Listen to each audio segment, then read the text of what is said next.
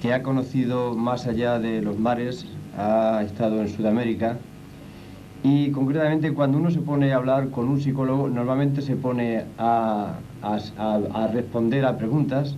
Sin embargo, hoy vamos a cambiar un poquito los papeles y lo que vamos a hacer, vamos a preguntarle a un psicólogo.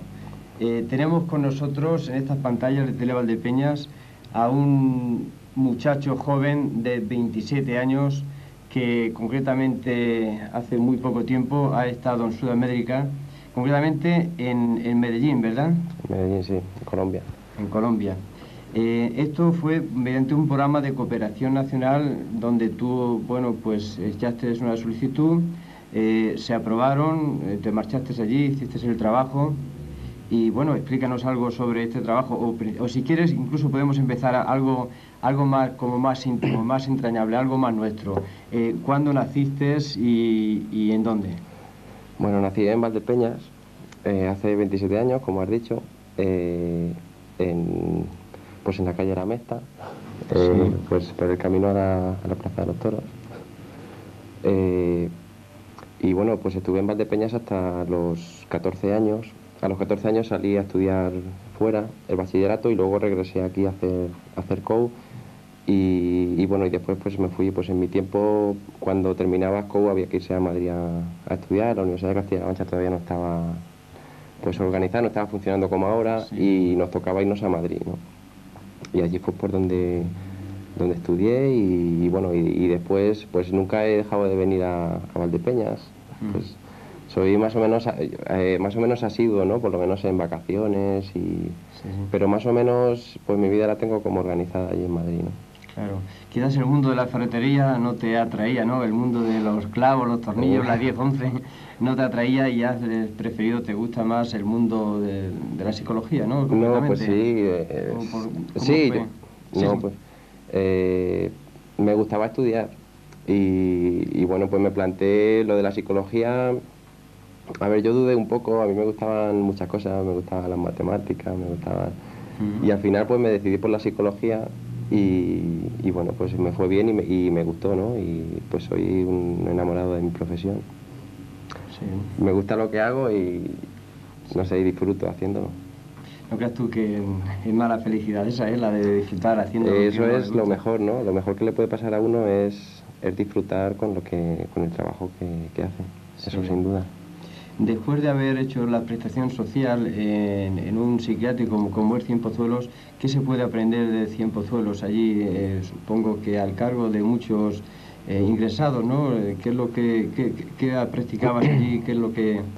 Bueno, en Cienpozuelos estuve un poquito más de un año y bueno, pues allí hacía varias cosas. Tenía algunos grupos como de rehabilitación. Casi todos los enfermos allí son crónicos y las posibilidades de dar un alta o de externarlos son muy pequeñas. Luego tenía también grupos de deficientes.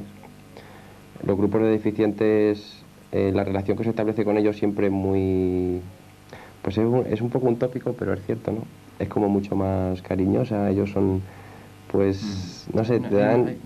son como niños, ¿no? Hay una Sí, afectividad mayor hay una aquí, afectividad, quizás se Sí. hacen querer más, ¿no? Sí. Y luego también, pues, me tocaba hacer evaluaciones de ingreso a enfermos que entraban con crisis. Sí.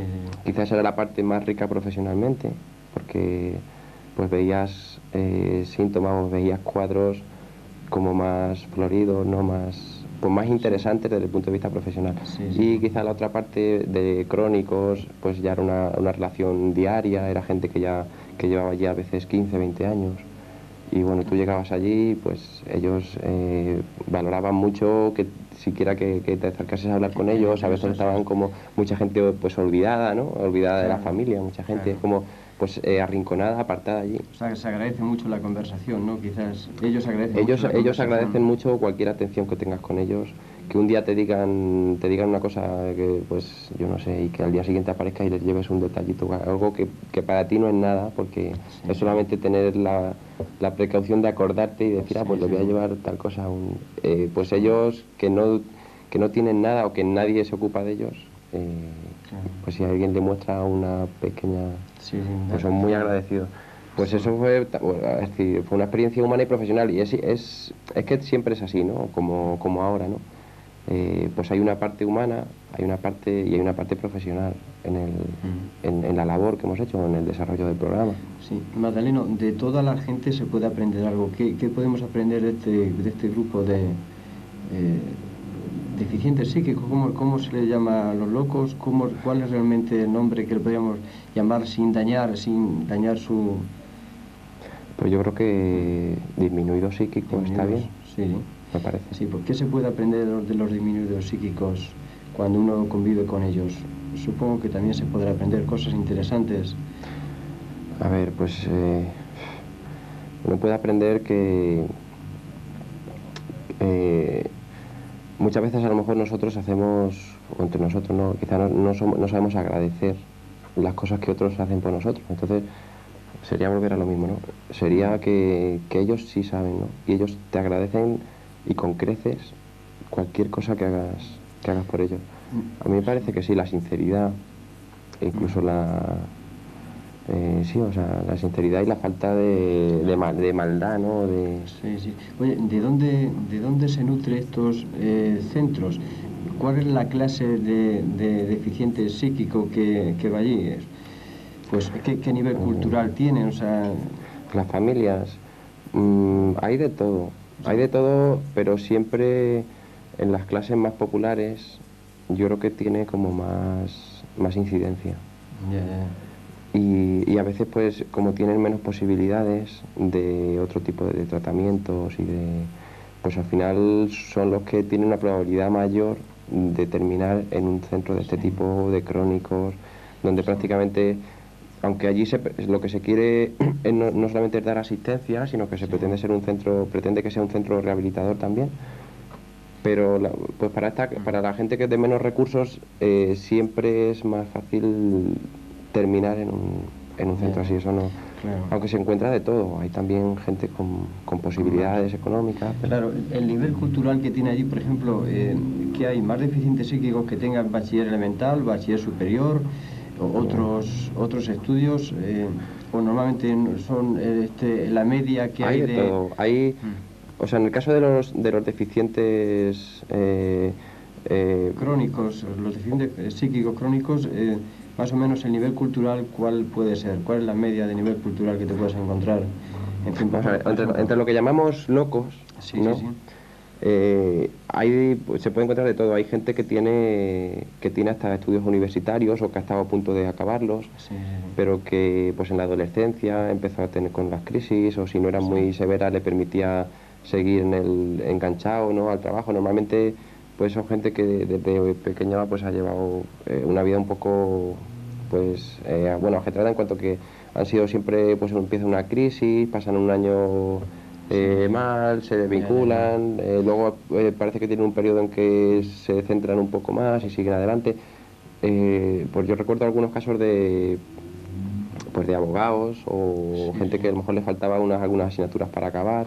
Claro, y era un trauma el no aprobar quizás esas asignaturas o algo, Y y bueno, eso es por lo que supuesto no la quería. enfermedad, es que la enfermedad les condiciona todo. La Sí, sí. enfermedad les marca, evidentemente, ¿no? Les marca la vida y no.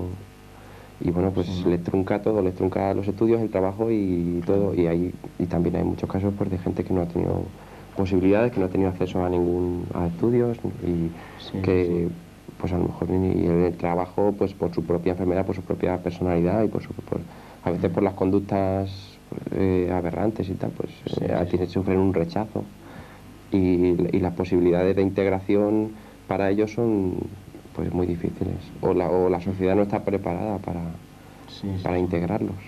Hay incluso gente agresiva, gente violenta dentro del mundo de...